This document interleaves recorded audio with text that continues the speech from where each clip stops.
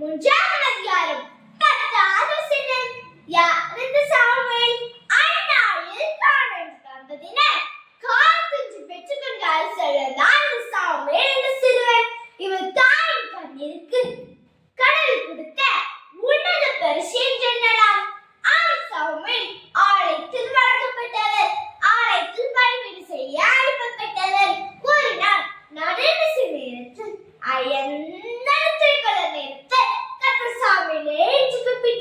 தன்னை அழைத்ததாக அறியாத சிறுவன் ஏலிதான் தம்மை அழைத்து சென்று அவரோடு சென்றார். சாமுவேல் ஒரு முறை அல்ல, இரண்டு முறை அல்ல, மூன்றாம் முறையும் ஏலிதான் தம்மை அழைத்து சென்று அவரோடு சென்றார். இது இரசத்தம் என்று அறிந்த ஏலி வழிகாட்டினார்.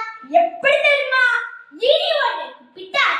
கர்த்தாவே சொல்லும், அடியே கேட்கிறேன் என் சொல் என்றார்.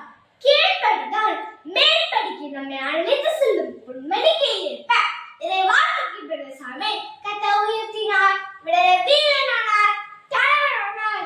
அது மட்டுமா சாட்சி முறை ஆரம்பித்து சாவையும் தாரையும் அபிஷேகம் செய்த ஆண்மை தலையாக உயர்த்தப்பட்டார். தற்கால உலகில் வாழ்ந்து வந்த சிறுவர்கள் பெரியவர்களுக்கு பட்ட பேரை சுற்றி அவர்களை கேட்கின்ற செய்வதில் மகிழ்ச்சி கொள்கிறார். சிறுவராகிய நாமும் பெற்றோர்களுக்கு பணிந்து சத்தம் கேட்டு